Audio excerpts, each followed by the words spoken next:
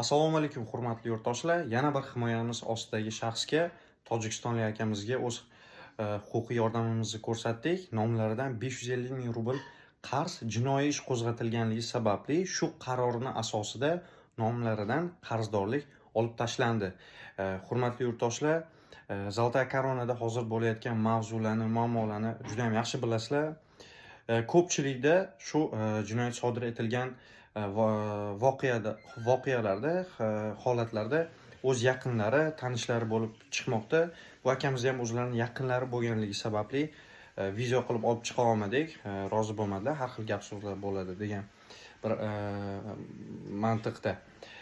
Hurmatli yurtdoshlar, ko'pchilik meni videolarimni Instagram profillarda, YouTube'larda, Telegram kanallarda skachat qilib videolarni qo'yib, tipa qarzlarni ofitsialni o'chirib beramiz deb faoliyat olib borayotgan, ya'ni firibgarlik.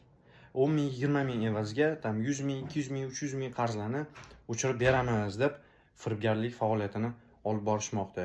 Shuning uchun agarda mana shu Instagramdan boshqa profillarda meni videolarimni ko'rsanglar, spam bosib tashlanglar va hech kimga ishonmanglar. Sizlarga xuddi shunday xizmatlardan taklif qilishsa, pul evaziga o'chirib beramiz degan shaxslarga hech qachon ishonmanglar, pullarni o'tkazib bermanglar, chunki ular firibgar.